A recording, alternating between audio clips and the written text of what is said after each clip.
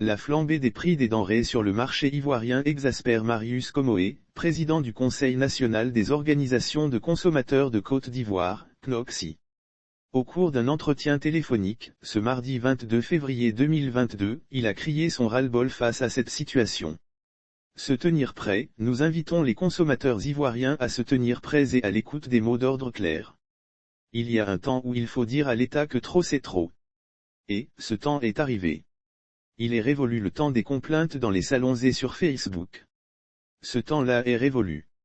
Il faut se lever pour dire, ça suffit, a martelé Marius Comoé, président du Conseil national des organisations de consommateurs de Côte d'Ivoire, CNOCSI.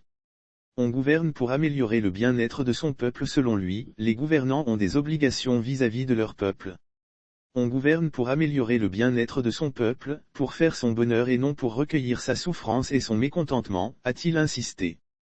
Il a souligné que la résolution des questions liées à la flambée des prix sur les marchés en Côte d'Ivoire impose un examen à froid, en toute lucidité et non avec émotion.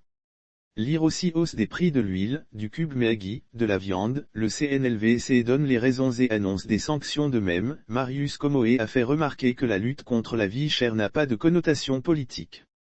Toutes les couches sociales sont frappées au même titre par la cherté des denrées sur le marché. C'est pourquoi, il faut faire bloc pour exiger des pouvoirs publics de rectifier le tir. Par ailleurs, Marius Comoé a réclamé que l'État revoie son train de vie. Le train de vie de l'État est largement au-dessus des capacités d'un pays comme la Côte d'Ivoire. Le nombre pléthorique de ministres est une charge de trop sur les épaules du contribuable.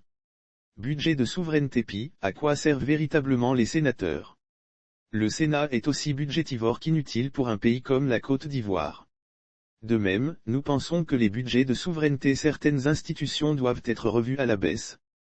Ce sont toutes ces charges inutiles qui étranglent le contribuable. L'État gagnerait à faire des économies.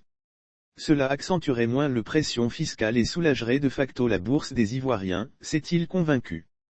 Pourquoi confier alors le ventre de son peuple à l'extérieur? Puis, il s'est interrogé, le gouvernement a-t-il une volonté réelle d'améliorer le bien-être de son peuple? Pourquoi confier alors le ventre de son peuple à l'extérieur? Quelle est la politique mise en œuvre dans un pays qui regorge de bas-fonds et d'une bonne pluviométrie pour produire le riz, cette denrée tant prisée des populations ivoiriennes? À quoi sert le ministère en charge de la production animale?